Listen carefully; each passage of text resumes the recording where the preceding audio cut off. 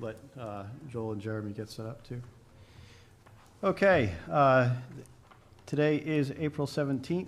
We'll call to order the Halliwell Multi-Generational Building Committee. First item on the agenda is roll call. Mr. Nigerian? Here. Mr. Punchak? Here. Ms. Paulus? Here. Mrs. Tebow is here, and the co-chair is here. Next up is public comment. And Lily's coming in, I think. Okay. See if she has anything Okay. to say. Very good. We have our public comment section portion open if you'd had anything to share with the group today. No. Not tonight, okay. Oh, but I appreciate putting the sink in that room. Very good. All right, then we'll move on to item number 3 for discussion, consideration, and action, updates from BH+A. Can everybody see if we stay here, or is that screen? Am I in the way? No, you're No. good. You're good.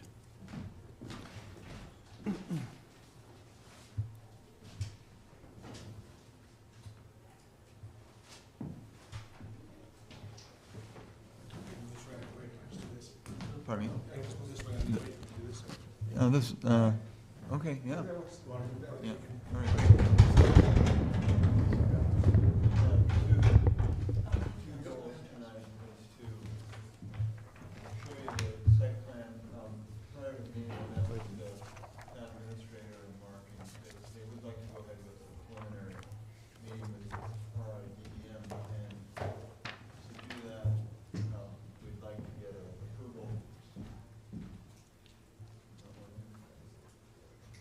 On the site plan tonight that we're going to finish up and take to them as soon as we can. And then, since we have the joint meeting with the council coming up, I wanted to just run through what I thought we needed to present to get your feedback so that that presentation isn't a surprise to anybody. Sure. I thought there was a number of folks on the council that didn't participate, that weren't on the council during the feasibility study, so it would be helpful to maybe reiterate a little bit of the site. It's 39 acres of the site, next. And the question always came up is, why are you trying so hard to fit everything in one small section of the site, and then within that section of the site, working in a relatively small area? And the reason being is, one, we have this stream, there's a wetland pond area there that's not a full-time pond, that runs through the middle of the site, which then establishes next the wetland buffer zones on the site. They sort of get close here because when the topography goes so steep as it is right here, the wetland horizontal buffer is less meaningful, but typically it's a buffer that's been flagged at that line. Next. So then we have the area that's under the jurisdiction of the DEM folks, which is the light brown area that goes through, which is 100-foot setback additional. We're allowed to build in that area. We're not allowed to build in the first 25 feet of that area, but the others we can build in, or you can build in, but it has to be permission granted. And when you do build in there, oftentimes there are mitigation requirements, such as planting, wetland reseeding, or other issues to work with. When we were all done with the early site analysis, the 4 corners of the site were available. There's basically a house lot of an acre on Victory Highway. That's a very good site. The corner is not really that easily built. That's a relatively steep slope. This was deemed to be too small, and it was impossible to get to because you would have to cross the streams. We were left with the corner here. What's interesting is there's this really strong tree line. That tree line also happens to be the toe of the hill that's coming up on the back, and then it comes back down to where that tavern is. It's set back from the road here. Next. So in reality, this is the area to consider for construction along with the setbacks. And it's interesting that I won't go into this detail with the council, but just the school was built in the 60s or 50s, I'm not sure exactly, way before all these wetland rules were there, but it looks like they adhered exactly to the current wetland rules. And what they were able to do is get the building on that relatively plateau area, which when we talk about where we want to position the site, that's an important area. Next. So our master plan put the parking further north, right where the existing basketball court is, and put the community center in the middle and had 2 playing fields. Playing fields are generally allowed in the buffer zone and even into the wetland areas, as long as you don't use fertilizers and other treatment considerations. Next. The other thing is with all the wetlands, a lot of people have asked me, well, aren't you worried about flooding? Oddly enough, the site is an area of low flood hazard, so it's not a flood hazard site, and the plateau area where the school is so much higher than the wetlands that there's really not a concern for that on the site. So that's the background. Next. The access road comes down. At the top end of the access road, it's 34 feet. Down here, it's 27 feet, so it meets all the criteria that fire department and emergency access wanted for the site. No problems with the road. We do need to repave it. We do need to do stormwater management. Next. This is just showing that the top is where the road came down. So the picture horizontally across with that curve, that's the road. Yeah, thank you. And at the edge of the parking lot where the red line is, that's where it slopes dramatically down to the wetland area. And that sort of contour line continues around here to the edge of the school. That drop off is 14 to 15 feet of vertical elevation. So we initially had the parking lot up at the top where the basketball court was. We've brought it down for a couple reasons, and I'll show you next. This is that drop off, just you can see all the wetlands right at the edge of the existing parking lot. It's about an 8-10 foot drop off from the parking lot to here. Next, I'll skip this one. Yeah. So here's now standing at the back end of where the new building would go, looking out over the field, and you can see the asphalt path. It's a little bit hard to tell the gradation, but this is 15 feet higher than that plateau. So when we talked about maybe pushing the building over and getting deeper into the buffer zone, it's really curtailed practically because of the drop-off. Next. So the feasibility study, as I mentioned, had the parking lot where the basketball court is, and we've changed that a little bit because we thought we could reuse the existing basketball court, repave that, and save the cost of the new pickleball and the new basketball courts. So we've pulled the parking lot down to free up the area of the existing lot so that the new parking lot comes south. The advantage of doing that is that you can see the wetlands are going off to that side. So the new areas of the building and the new areas of the parking lot are basically out of the wetland buffer zone. This is the first phase, and then next slide shows how the parking for the next phase can come behind it, behind the addition on the building, and then the parking serves to fulfill the soccer field and the softball field as well. So phase 2 parking slides in behind the building, the addition comes in, it fits in on the site pretty well. Next. So the difference is, as I mentioned, we've come from where the basketball courts are south and basically use the traffic circle that's there as the access road into the new parking lot. And what that does is it gives you a 24-foot passageway for emergency vehicles to come in, get into the front of the building, do what they need to do in event of a fire. It also is really nice for regular folks driving in because it naturally creates a counterclockwise flow through the parking lot. And counterclockwise is great because it puts the passenger side on the drop-off on the building side. So when your car comes in, if you have a wheelchair person next to you that needs to get out, you can park, they open right out and get into the covered area of the building and into the building.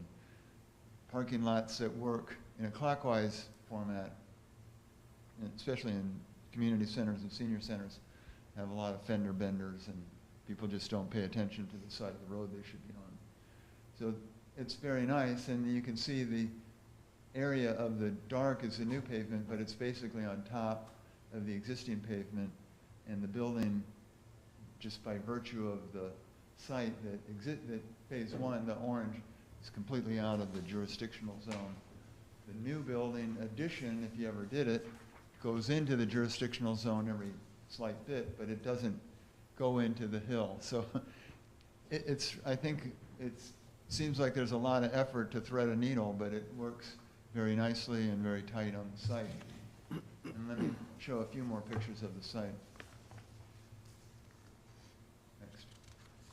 So the other reason that I moved the building back a little bit is there's a 2-foot rise. There's a stone wall at the edge of the traffic circle. And then you can, it's a little hard to see, but on my left, there's a slope in the land. Once you get up on that rise, the site is really flat. So the previous iteration had the building sort of half on the lower area and half on the high area. By pushing it back, parking lot is all in this. It can grade up to the building, but the building doesn't have to mitigate any grade. So all the doors in the building come out on that plateau area at a common level. Next. This is just looking the other direction. You can see how totally flat that site is. Next. And then these are just pictures to emphasize why we're not moving the building further into the buffer zone, is that the top of the hill is right where those yellow buds are coming up. Next. You can sort of see it a little bit better. Oh, I forgot to put it in. Next. This is a slide that just shows the projected maximum capacity of the building. If you had the multi-purpose room full, the flex program, everything else, it's about 231 people. So we did that for the fire chief. That 231 is the maximum. It's really unusual that every room is used to full capacity at the same time. But for fire hazard and for door widths and exit requirements in a building, you do take that worst case scenario. We use that then with the zoning criteria to just verify that the parking, we have 61 total parking spaces on the site. Using the whole building as an assembly space requires 58 parking spaces. I'm doing that because there is no recreation building or community center or senior center in the zoning code. So I thought assembly was a close one. All other uses, that's at the end of the zoning table. That's very small. It's a 26 space requirement. adult education. I thought, well, that's comparable to a senior center or a community center, 53 spaces. So 61 spaces will meet zoning. We could decide to take it up to 70. Right now, we're showing 61. But that's something I'd like to confirm tonight. I only show that because, again, the idea is that it, as what we have shown, is in compliance with regulations.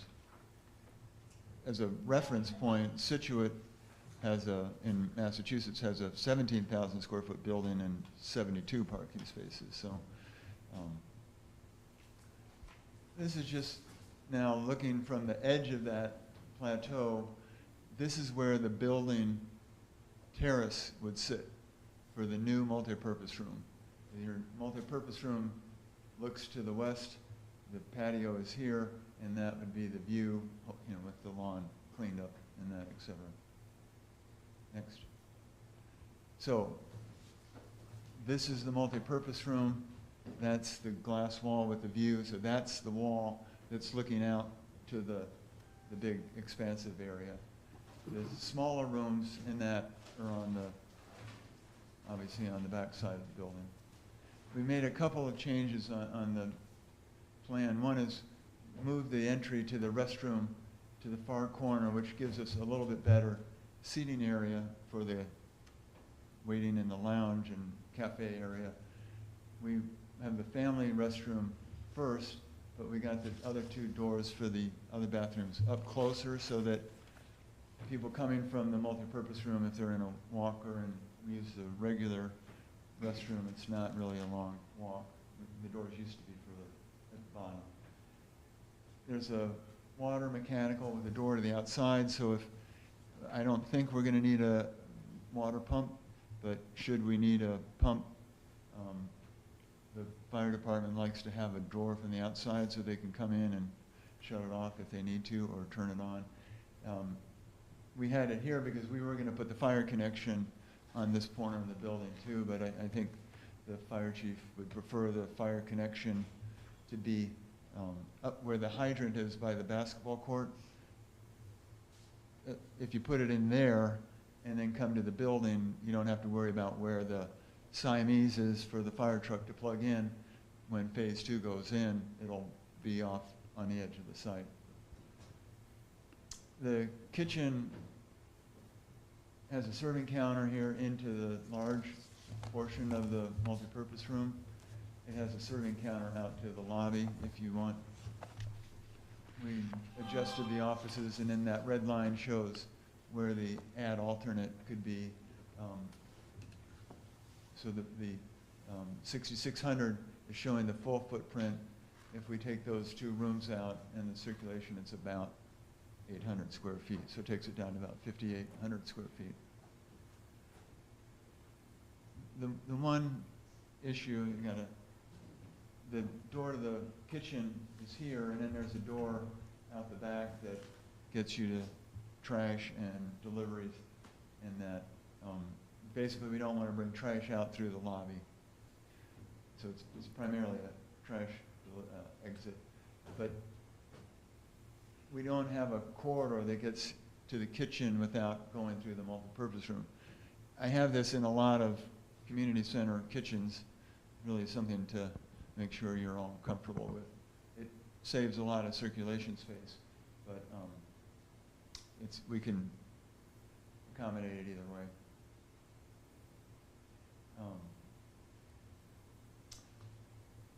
Next. I'm sorry, go back one step. The top room is now a 560 square foot flex program space with a nice big closet. So that can be arts and crafts. You need a big closet for arts and crafts. It could be sewing, it could be any number of programs. But what a flex program means is, next slide. This is a really interesting floor. It's not very expensive. It's a vinyl floor, but it's a cushioned floor.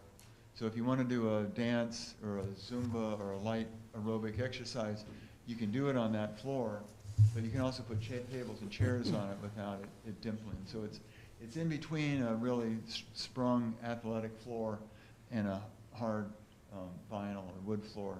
It allows you to do flexible programming in there. Can you do a tap class in there? You can't do tap in there, you'd have to do tap in the other room, Oh, okay, Yeah. all right. yeah. But this is really popular because the room gets set up during the day as a program space, and then they have that storage room, you can put the chairs and tables away. Okay. So it's. And it's cushioned like? Yeah, Oh. so we now have this in every Okay, one of our thank you. programs. Next. And then this just shows, on the left side of that is the existing program, and this is the pie in the sky program that came up in a feasibility study that we used to position the building. Could be a completely different program, but I think it's a reasonable assumption. It's about 120 foot wide by 200 foot long rectangle that allows you a lot of opportunities, with, as I've mentioned, without going into the hill and into the tree line. Next. So this is the view of that multi-purpose room, and that's the Flex program room. So in the feasibility study, they wanted that room to open up to the outside. We've sort of extended the terrace across that wall. Again, I can put garage doors here. We had garage doors, a couple garage doors in the feasibility study. The garage doors are hard to waterproof and hard to airproof. And we're suggesting it might be better to just get conventional, like patio atrium doors that can fully open up. And it's a beautiful, lot of light coming into that space. That's the side that faces west. It was simplified the design a little bit. Basically, the building would be, I'm sorry, let's go to the next slide. I think they put the wrong one in. Is there another one beyond this? No. Well,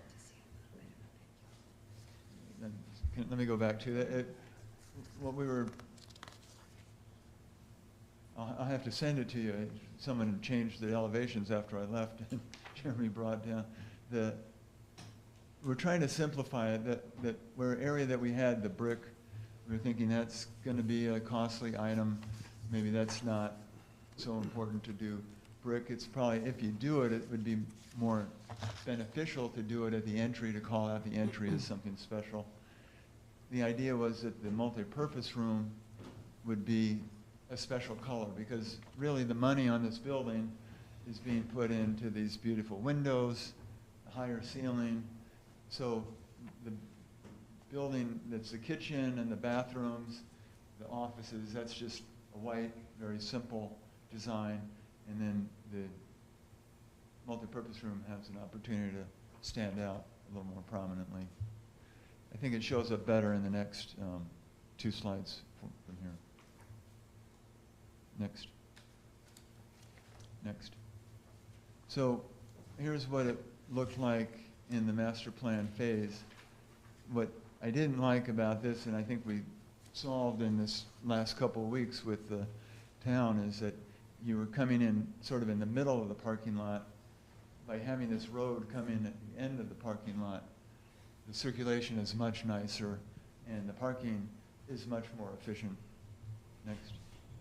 So this is the proposed design. You can see the green box of the multipurpose room pops up and the brick of the entry stands out. We changed the canopy to have the thin Halliwell columns on them, and there's the overhang that comes out the front now, so right when cars stop, you basically 8 feet to get to the covered canopy. If you park here on the handicap spaces, you're right at the entry into the building. Next. This is just a closer, there's a concrete block. It's a 2.5 inch thick, but it protects the base of the building from weed whackers and lawnmowers and salt and that might get on the walks. Next. And then that's the side where the lawn comes out and then terraces down. So that's the side that looks out to the lawn. The flex program is the 2 end rooms and then the multi-purpose room. This is the 1/3 of the multi-purpose room and 2/3 of the multi-purpose room. So you can get 60 seats on one side and 82 seats on the other side. So 100. Next. That's just a corner view as you come in, the drop-off area. The idea of trying to make that room special. That's fine. So where we're at is if we can get a consensus on the site plan, we would, we're here in April, preliminary drawings for going to DEM is that fifth line down. So if we're okay, we'll release PAR tomorrow to take that drawing to the next step, arrange for the preliminary hearing meeting, and then get to DEM, and then hopefully, right after the hearing, they can prepare the final application and get that. So that's our long lead time critical path. The design development phase, we're basically nearing schematic design phase. Design development would be 7/25, so the end of July, we'll have a design development and ability to go to the council with a cost update and a detailed set of drawings. And then we go through August with the construction drawings, and there's a pretty relaxed schedule for bidding, because we don't want to compress it so much that if there's a challenge or there's other issues with the public bid, that may be able to be shortened up, but it gets you to sort of the end of December where construction could start. We have a lot of projects, you may know better than I, but a lot of our projects start in the middle of the winter these days because, especially if you're on a site that has water, when it's frozen, it's sort of easy to clear it and easy to get prepped. You know, there's the last couple winters haven't been, this winter was cold, but before that it was not a problem to keep construction. So we'd like to stick to this schedule. There's two other reasons for doing this. One is we find that bidding November, December is really an excellent time for public jobs because people are looking to start backlog for the next year, and there aren't a lot of competitors at that time. Two, the sooner we can get out to bid, the better we can do with escalation and inflation. That every month, the way escalation is factored into the project now, it's sort of chewing up $15,000 to $20,000 of hypothetical cost on the budget. So the sooner we can get this all done out to bid, the better. It's excellent bidding time where our public projects are getting a lot of bidders. Commercial construction sort of stagnant at the moment with the interest rates being what they are. So I think everything looks good. So that's where the update is. And as I mentioned in the beginning, what we're looking for is, you know, okay, let's go to DEM. This plan looks reasonable. One thing that I do want to bring to everyone's attention with Mark not being here, Mark and the administration had a meeting with the fire chief and the fire marshal, and one of the points of discussion was that second means of egress to the site, and the fire marshal has not required a second means coming to the site, given the width and the number of parking and the number of occupants. They came to the determination that they're not going to require that of us. So that was a good win on that review. So I wanted to bring that to everyone's attention.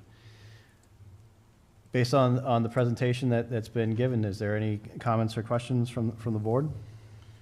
My only comment is, was it after our last meeting or during our last meeting where there was conversation about the reality of trying to get the food pantry out of the church? So Yep. obviously, you know, that's something that needs to be considered. Now, we don't Yeah. want to add square footage. Could we look at maybe making a basement under a portion of this building? I think they said 1,000 Well- square feet. I think the issue with the basement would be the similar situation that they have now over at the church. We would need to throw in an elevator in that instance. It'd So- probably be cheaper to build at grade than. So, just to bring you up to speed, when we gave it our update to the council last week, the town administrator had met with representatives from the food pantry and saying that they would like to move out of the Congregational Church over here, out of the basement, and start to look at seeing if we can add an additional space for them. Currently, they have probably about a 500, 600 square foot area. We can certainly get you a tour over there if you'd like to go see it. We can grab dimensions and areas, but they do have a substantial space over there right now. And there was a conversation of starting to incorporate the food pantry into the design. So whether it becomes, one of the additional rooms that we have as the ad alternates, or if we start looking at that as an additional ad alternate, because I know the administrator was also mentioning that they'd be looking for other potential means of funding, because that bringing the food pantry in brings in another additional funding source. So that was a new update that was brought to our attention. So my apologies that I didn't relay that to you in time for this meeting, but that discussion has started. So we were hoping that at some point we could get a representative from the food pantry here to kind of talk about their needs and kind of their requirements as far as, food storage with refrigeration and whatnot. That's, the idea of incorporating the food pantry has been with us for years now. It's not something that's new. I don't think that issue should be obstruction to No. what we're doing today. If we had to, we just reassign one of these rooms if we weren't able to increase the footprint. But clearly, the idea was to keep it there if we could. But I say we move forward and we bring that up as we can by either adding to the structure Yeah. or redefining a room or two, depending on the square footage that they say that they can live with. Yeah, because a thought that I had was that there could be shared space with the kitchen, because we do have, the cooler and the refrigeration aspect there. So if there's a shared space for that, Yeah. we could, if we need to enlarge the cooler and the refrigeration areas, we can certainly do that and have dedicated areas for, the active functions, and then also the food pantry can have their space as well. And the other thing you would have to incorporate into the design would be access for residents who would frequent that part of the facility, that it be an ease of access, but that can be done once they're given the direction to incorporate. But I was going to ask if we could just step back to all of that discussion.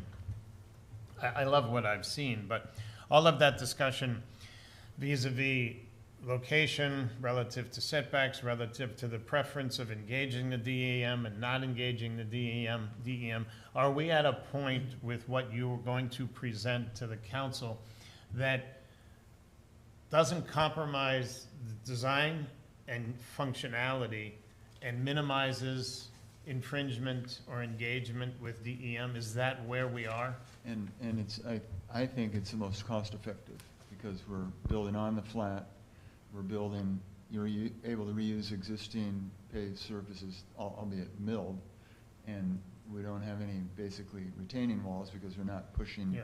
to that edge. So I thought when it was all done, it met all the criteria, and I love the flat. I also love the view of the tree, which had always been sacrosanct, that we wanted to see the old tree. Clearly, that plateau facilitates construction. And it also, so is it fair to say, what would a naysayer say? If you're at the meeting and there's a naysayer with regard to this, what would the naysayer, what would be something that someone could say, well, why didn't you do this?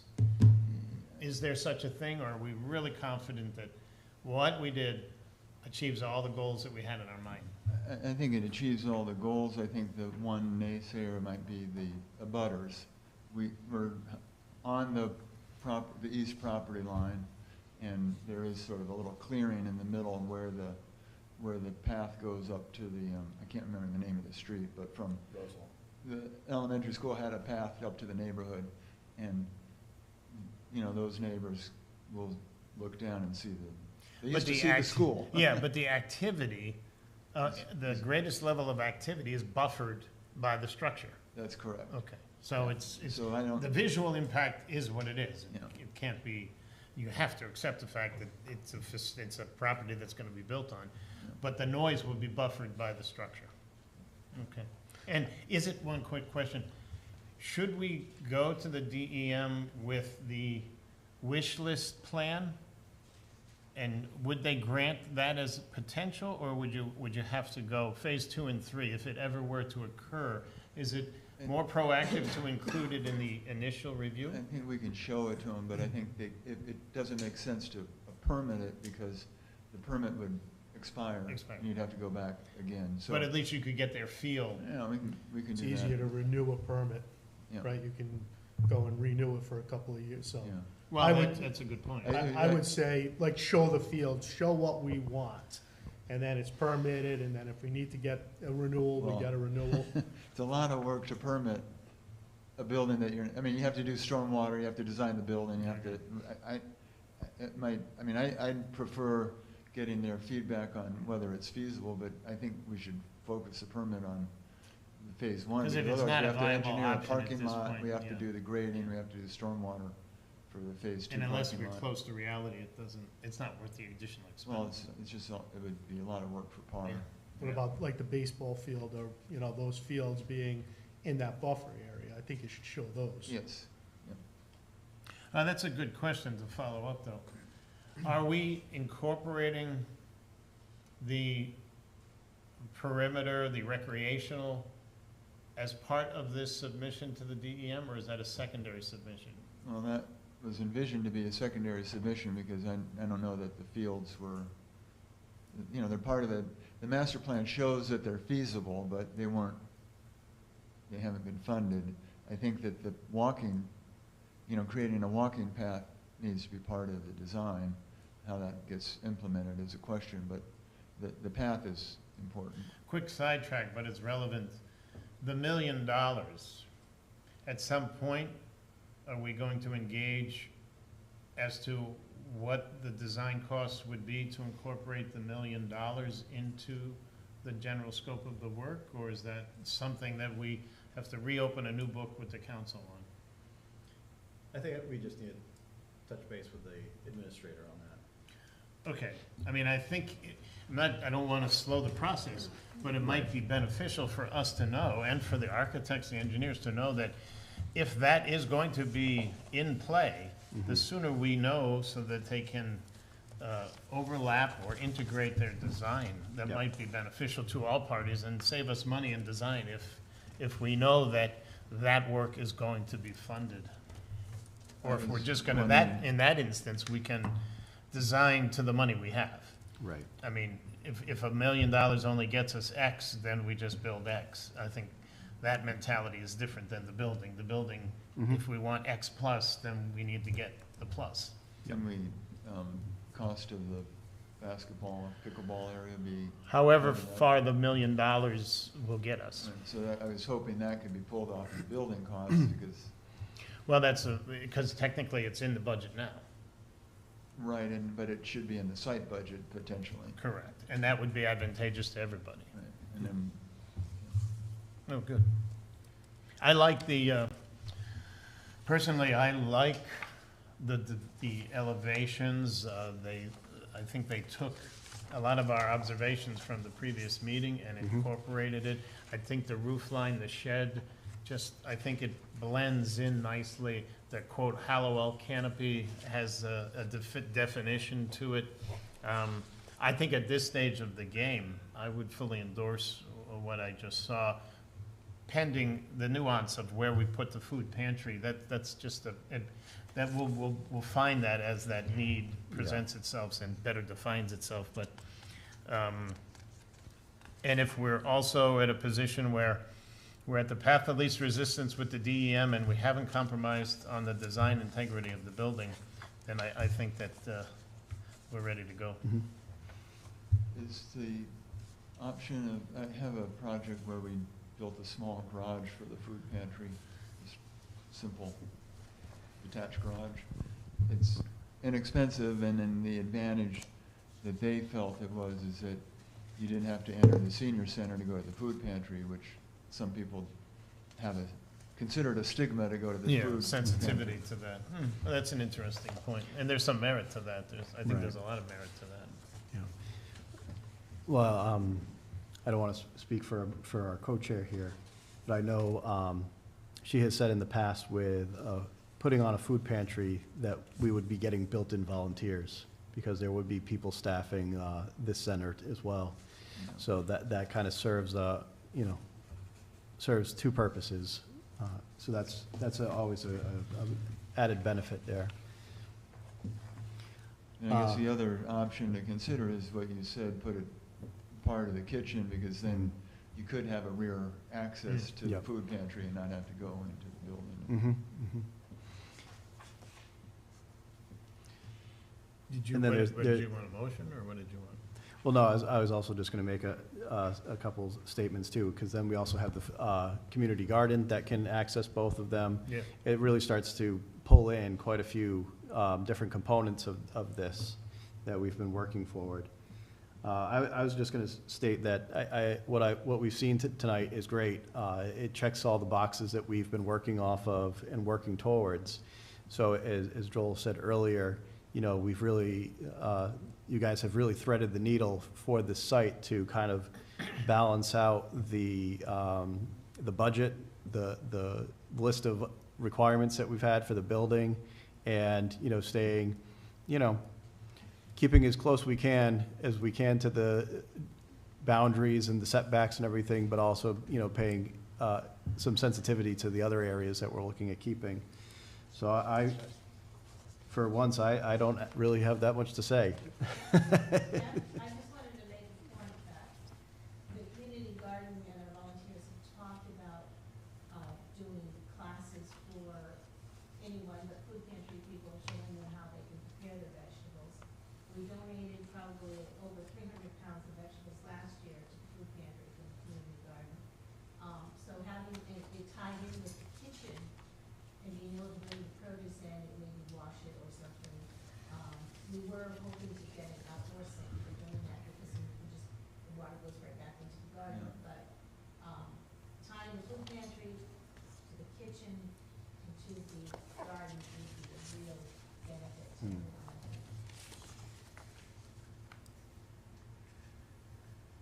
I think the only other point of relevance, which we should probably make to the council, I'm sure they're thinking the same way, is with regard to the pantry, is that we have two rooms that, while they're relevant and we need them, are undefined as to use, and they're somewhat subjective. You might have programs for them, you might not. Whereas the pantry has an immediate need, and it serves, and it will, I'm sure, continue to serve a noticeable percentage of the community, and it should be treated, if you're gonna make a multi-generational interactive center, then one would think that the food pantry, I'm surprised we let it fall to the wayside, but sometimes that occurs. But those two rooms easily, if you had to compromise, I would think you'd lop off those two rooms, but I'm sure we can find the money to add to the building away from the entrance to create what they need once we know exactly what it is that they need. But the reality is that you certainly should prioritize that over any other two rooms that really don't have specific definition. Mhm.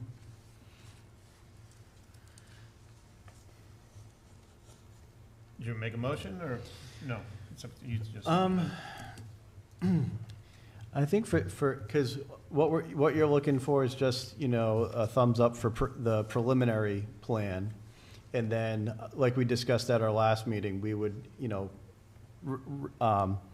give the thumbs up to start the preliminary meeting with DEM, which is just simply a discussion to figure out our boundaries and put up the guardrails that we have to stay within. And then after so for everyone's knowledge, we do have a joint meeting scheduled with the council on May 15th. and they've requested that that just be at 6:45 instead of our usual 6. So that would be our second meeting in May. So at that point, based on BH+A's calendar, or schedule, that would be the night that they would come here, they would present the findings that they've gotten from DEM based on their preliminary discussions, and then we would look for a formal vote. We would make a formal recommendation to council to move forward with the site plan, and then council would vote on approval of the site plan so that way they can go into the formal permitting process. So I think for tonight's purposes, we can certainly make a motion and recommendation for BH+A to move forward with the plans that have been presented tonight. So I think that's fine. I would so move. Okay. We have a motion. Do we have a second? I'll second. All in favor? Aye. Aye. Just for clarity, there's 2 site plans in here, I would say, correct? Which one are we going with? With the first one, and the second one is suggested one? similar, but it just said, if you want to get everything out of the, All right, so it takes the building away from the existing tree line in the southeast corner. Okay. and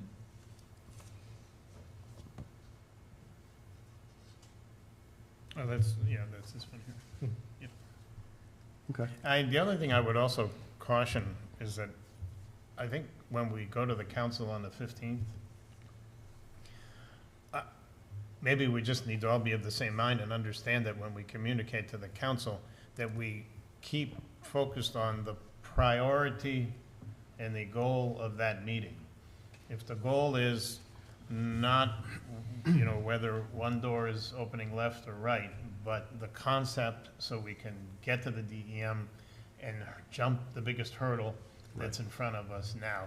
The nuances of whether the square footage of room number 1, 2, or 3 changes by 7 or 8% shouldn't be where we focus our time. It should be, hear the presentation, look at it relative to DEM compliance and the facilitating of the meeting, and vote accordingly so that we keep moving in a forward direction. And then the nuances of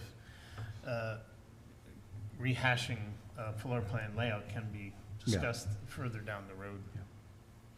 The only other thing I was going to also offer is, at some point, often we had talked about maybe using the circle that now hopefully would remain as a flagpole location.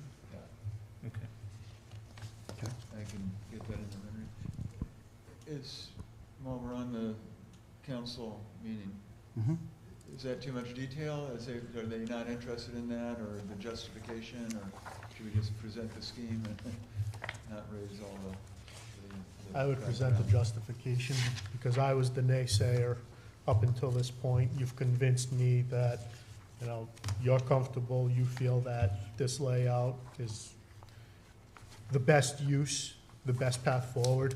I would, say, this is why this was done, because it's on, the plateau, the site work is minimized. We're not putting a large retaining wall on the west side of the building. One question I would have is, there's been a lot of talk about this oak tree. Has anyone, explored having an arborist go and look at this oak tree? Like, here we're, Does it even does it bloom? I don't know, like, we're putting all of this around this oak tree, and, who's to say, knock on wood, it's not there, no pun intended either, but, who's to say it's not there in a couple of years, or at the end of construction, it's just. It's still a beautiful, No, Yeah, no there's matter no what. question about it, Yeah, I but guess it's we a can good plant point. some cherry trees or something out there, But it's a but, good point. You were going to want to look at that elevation either way. sure, Does it bloom, though? Does it still bloom? I have no, oh yeah, it does. Oh, it does? The oak tree, yeah. No, it's a good point. So then we can also check, and if it needs some If it needs a, tune-up. adopt them. Yeah, exactly. Adopt them. Yeah, no, it's a wonderful point. That was hypothetical when I said Can I ask that. a I was just question? trying to make a Sure. point. If, I'm sorry. Where is the parking lot compared to the front door? Up at the tippity top of the picture? It's,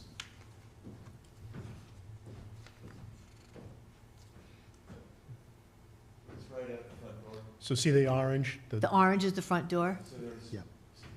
spaces So right the- on this left, and then So you'd be in these are all handicap accessible. Okay, and the community gardening is going to be, right here. and this spot right here is where the bathrooms, or the bathroom part? The bathrooms will be back here. Oh, sugar, I'm all confused. So Well, in I know- phase, when this, that's not there, so I would probably move the community garden closer to the building and. So maybe what could be helpful for the council meeting is almost doing an enlarged plan, an enlarged site plan with the floor plan incorporated, so then that way everyone can kind of Yeah. gain their bearings. Okay, because great by me idea. going by this picture right here, and here's the kitchen and coming out, and you don't want the people, because, of pride, to not have to walk through there. Could there be some sort of a shed that goes almost this long, and then you still have access to the refrigerators, and because you're close to the water, you could have a couple of slop sinks that you end up closing down for the winter anyway, so they can wash their vegetables and their fruits and stuff, but then you still have easy access to your refrigerators when all you really need is a room to make your shelves with your food and whatnot, and your refrigeration can go right into this door, and they don't have to go around, when they can just come right down Yeah. the side. Yep. Does that make sense? Yep, makes sense to me.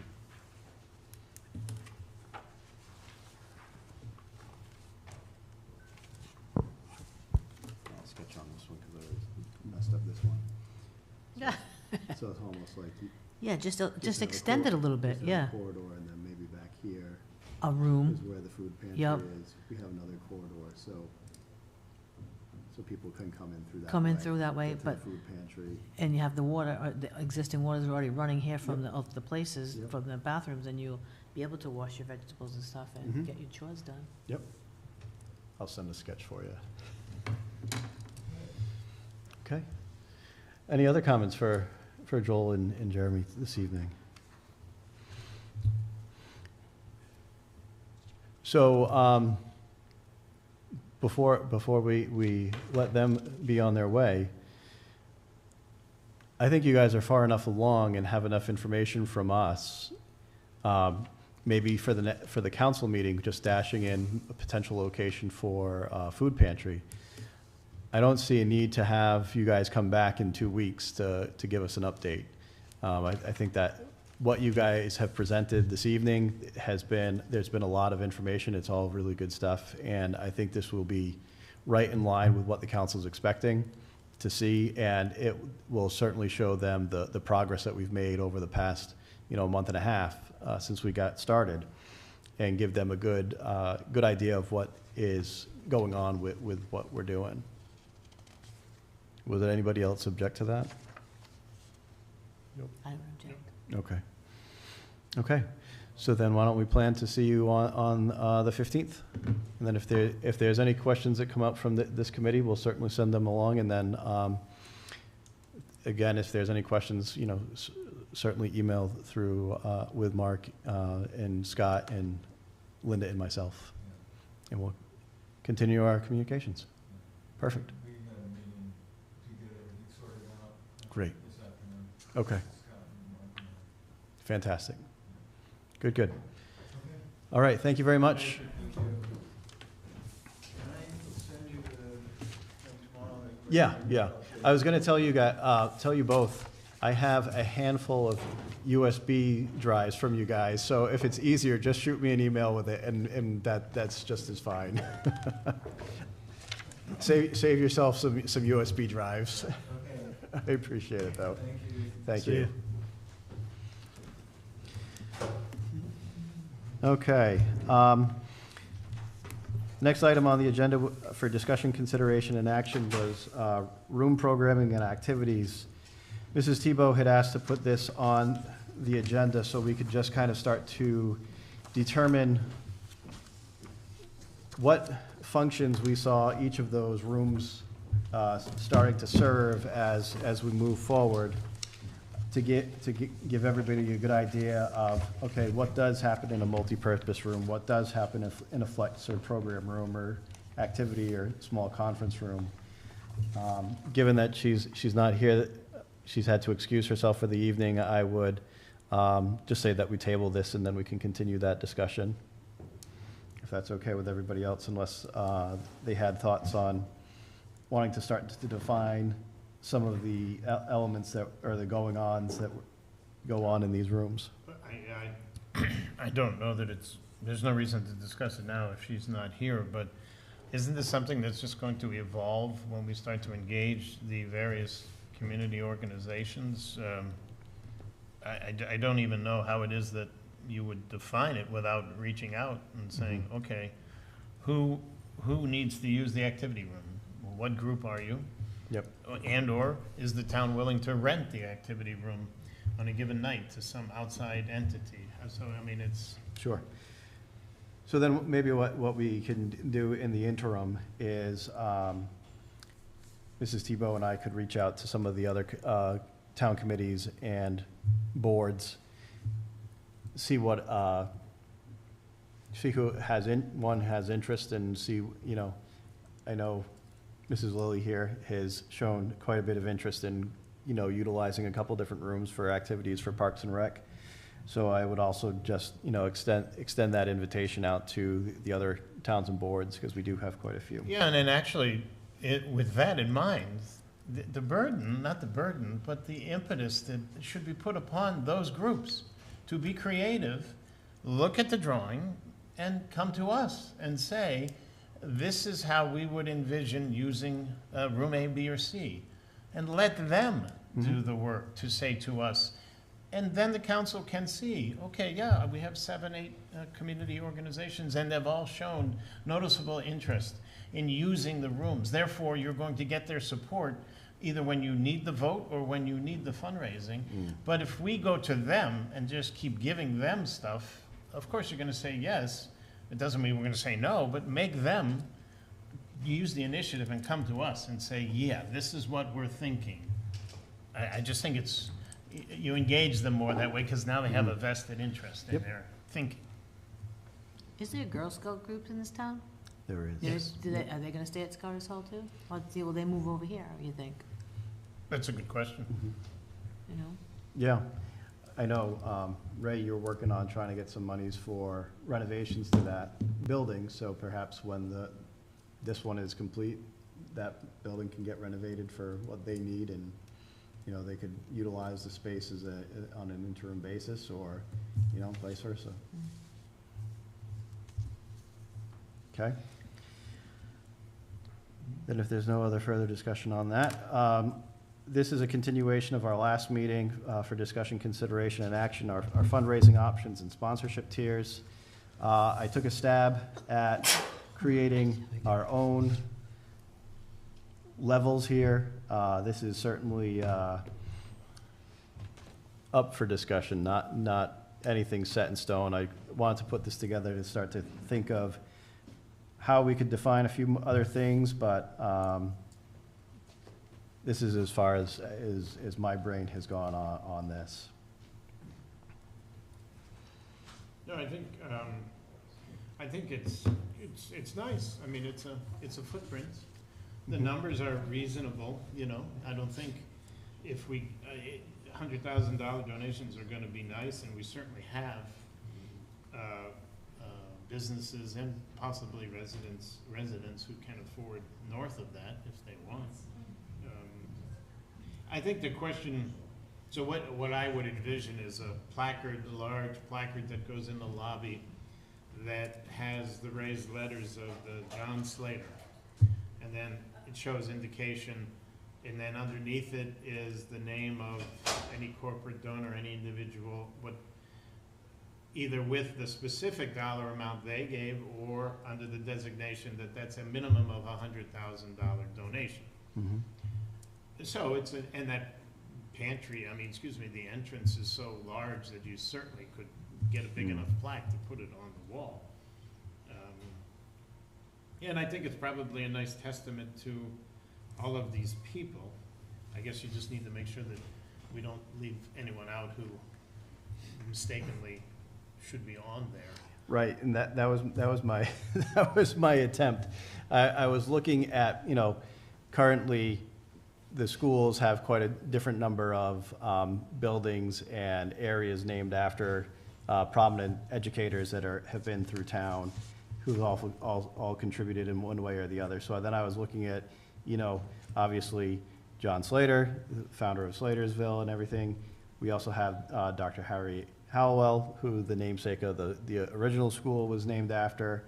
And then just reading through some of those books that I had mentioned previously, I wanted to make sure that we're, you know, noticing maybe some folks that we don't know the history about, particularly Arnold, the revolutionary leader. There was quite a section on him about how he was a revolutionary leader, appointed to being the lieutenant colonel commander, and then eventually after the Revolutionary War became the Rhode Island Supreme Court Justice. His tavern, I believe, is on the corner of Pound Hill Road and Douglas Pike. The big red house that's for sale? I think so. Interesting. So, you know, obviously Henry Kendall, he was big in revitalizing Slatersville, the Slatersville Mill, and bringing that back up to, bringing life back into the area, along with Reverend Harvey Eastman and James Bushy. You know, not knowing with the Bushy School, you know, that could certainly be an adjustment to this list, but it was a first stab at what I thought could be a good history lesson for people in the town that, you know, might not have been here as long as others. Do you know Christian D. Resendez? Yeah, I emailed him. Did you? Yep. So he might be a good resource. Well, we have time to yeah. finalize the Yes, list, but I yep. think it's a nice list to put in front of the board, the council, and Mhm. say, this is not the final, but it is a working, this is the premise. Do you Yep. agree with the premise? Yep. And then you've got the namings of the rooms, or the, yeah, I mean, those are, we can't go wrong with the idea of putting it out there, and if, Asking, right. what Right. can it hurt to Exactly, say? exactly.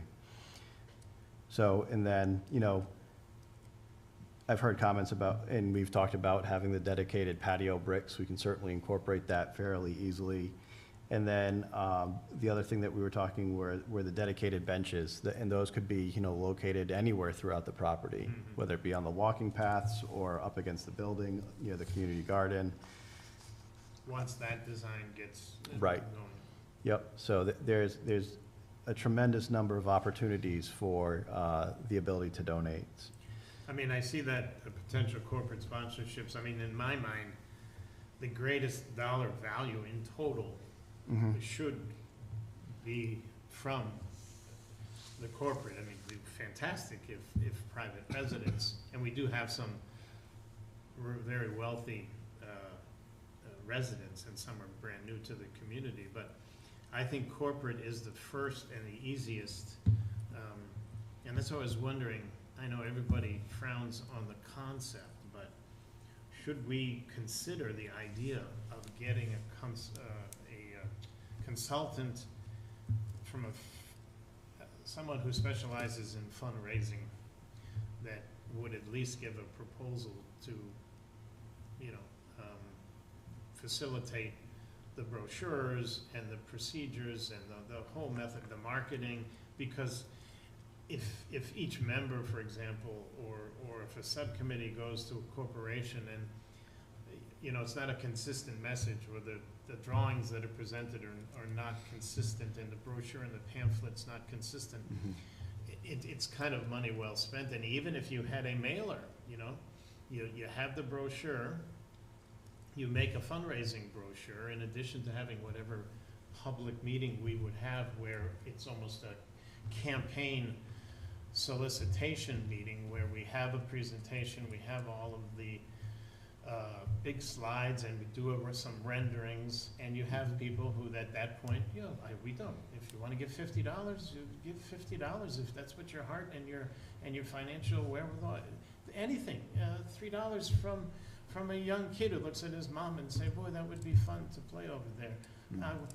All the idea is, we want it to be, you give what it is that you can, if you are so moved to give. But I'm certain that the corporations, every time I drive up and down Industrial Drive, I look and I say, wow, there's a lot of successful businesses, and I'm sure that they would like their name Because every time a citizen walks into the building and sees their name, they're gonna say, oh, so you gave back to the community. I appreciate that, you Yeah. know? And especially restaurants. We have some outstanding restaurants. And I'm sure that they would want to show the people that, yeah, we care about living here and we want to give back. So I wonder if we should float the idea to see if the council is the least bit receptive to trying to get a cost of someone who could prepare a professional advertising or marketing campaign. Yeah. I don't know where do you reach for that? No, I think, Or who do you reach out to for Yeah. that? Marketing companies or PR firms? Or- yeah, there's plenty, Okay. there's plenty. I mean, I I mean, would we want to could- make it a suggestion just to Right. find out. There's no sense in us discussing it at any great length Right, unless the council feels that it's, and now, of course, they're gonna say how much, yeah. but we don't know until at least they give us But a I mean, sense of, do they even, we could even have a social media manager, yeah. and we, you know, Well, I had mentioned that to you in an email as Yeah. to whether or not it's, the idea of having multiple sites on social media where people can follow, even if you had a time loop, even if it came when during construction, you could conceivably have a time loop video where, Yeah. you know, you edit it if there are things that you don't, that aren't, you know, something happens. OSHA violations. Put that hard hat back on, and it'll turn the video back on. But at least people can look and say, oh, look, they poured Yep. the foundation today. And Yep. you'd be surprised how many people would actually find it of interest. yeah, no, So I think the more engaged they are, the more apt they are to give us their support, both emotionally and financially. Mhm. Okay, Put it on YouTube and have them pay, what's it, $1,000 per 100,000 views or something? Oh, yeah, we could have advertisers, you know. Exactly. mhm, Come TikTok, to Rights. TikTok. Rights is having a special, right. Hey, I'm almost at 500 subscribers. At 500 subscribers, I can monetize. There you Yeah, go. that- Really, for the town? Is that? We, I guess. I wasn't even thinking of that. I just got an email saying you're at 487. all right, so for those that are watching this evening, we need Yeah, 13 Tell your more. friends. Get a couple I've got more. one person that's watching right now. Hey, well, whoever's watching, I thank you for tuning in. One last thing I had, it's a side note, and it's not on the agenda, but it's part of the general idea, and just for thought, maybe we kick it around later. I'm thinking always of the seniors at the high school, you know, when they do their yearly Mhm. their project. projects.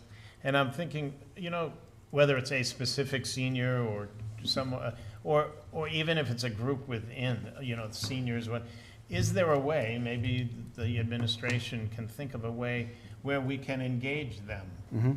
in this process, either in, only because we all know that by pulling the youth in and making them feel included, it does wonders for them because they feel a part of something, and this is something that they will benefit from significantly if they stay in the community.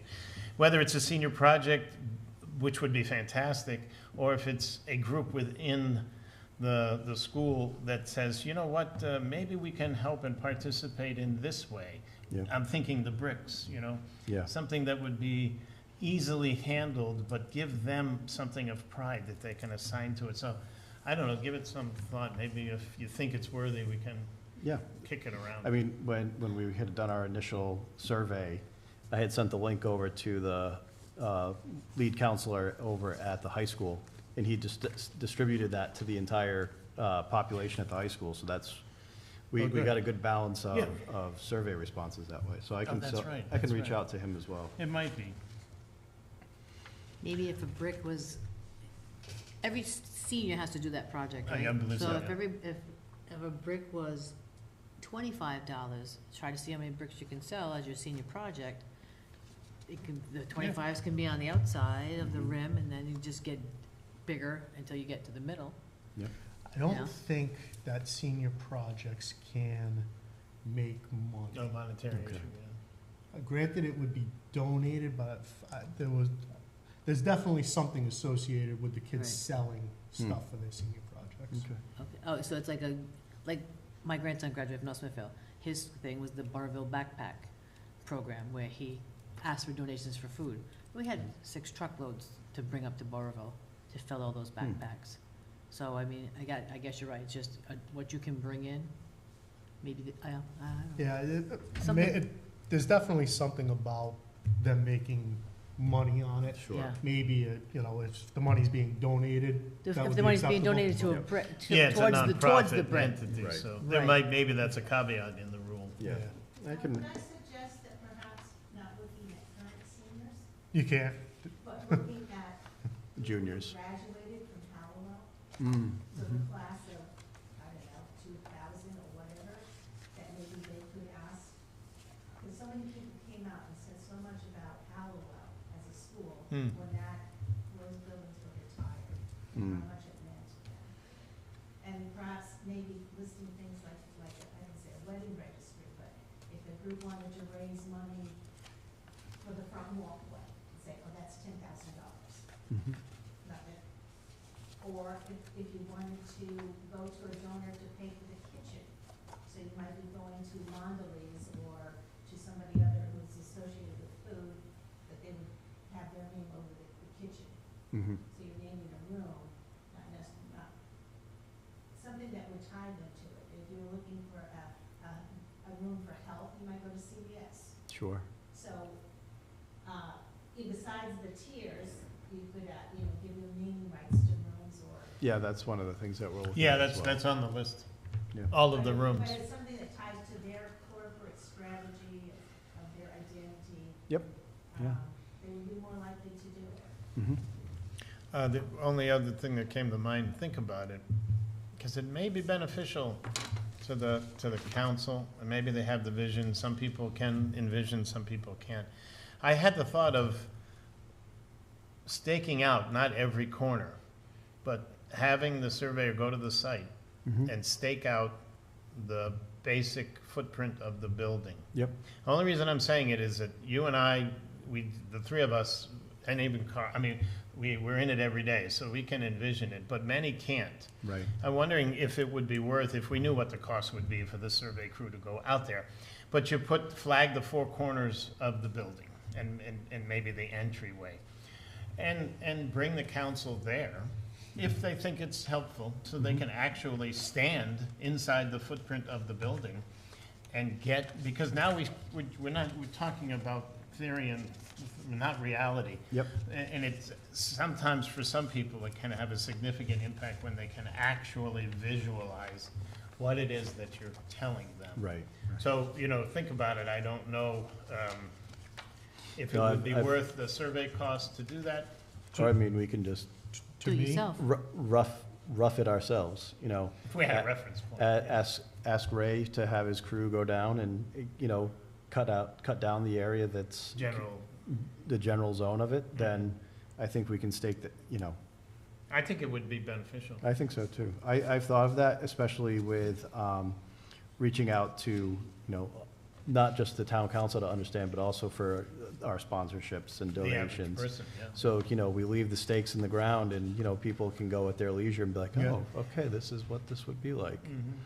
So I've had that same thought. Okay, good. cost and funding sources are probably gonna be the two biggest questions. Yep. For what? For the council. Oh, in general. How much is this costing Yeah, us, yeah, and where are we getting the additional money? Yep. So- But here's a roadmap here, in addition to what the administrator is doing. And I guess that's another question, Jeff, maybe at our next meeting, we should ask the administrator to engage us and give us update on where we are with investigating other, and/or if we need to be engaged somehow in Yep. doing other searches, or if they have a handle on both private and public funding sources. Mhm. But all the more reason, are we gonna get $1 million from this? I doubt it. Maybe 500,000, maybe 750,000. But the sooner we could Have get that, this yeah. going, the easier it will be to get others to contribute, I would think. Yep. So what I can do is, I can shoot the administrator an email, and then when he sends off an update, I can disseminate that to Okay. the group. Yep.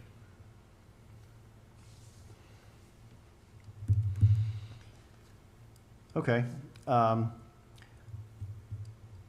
Agenda item number 6, for discussion, consideration, and action, any recommendations to the town council. I think for this evening's purposes, I think we're pretty well set. I don't think there's any further recommendations that need to be made at this point, but we can certainly have the materials that have been presented to date by BH+A. I can clean this up for sponsorships to share at our joint meeting, so we can share that information with them. That can be a point of discussion as we meet with the town council. But as for this evening, I don't think there's much more for us to recommend to them at this point.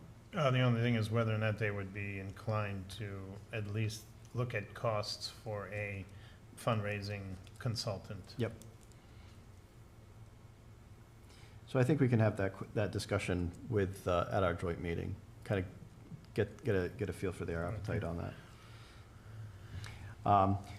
So given that the presentations tonight, the discussions that we've had this evening, I don't foresee us needing to meet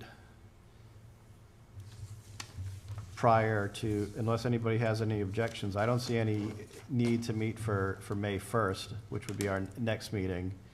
And then we can regroup for the May 15th, which is our joint town council meeting. No, I agree. I agree. I agree. Okay. 6:45? Yes, so then, for everyone's knowledge, and the one viewer that's watching at home, our next meeting will be on May 15th at 6:45. So everybody can enjoy the next Thursday, May 1st off. And then, I'll let the administrative team know about that change too, and as well, so that if anybody needs to use this room, they can certainly do so. Other than that, the last item on our agenda is adjournment. So moved. All right, we've got a motion. Do I have a second? Second? Second, third? Third? All in favor? Aye. Aye. All right, thank you all very much.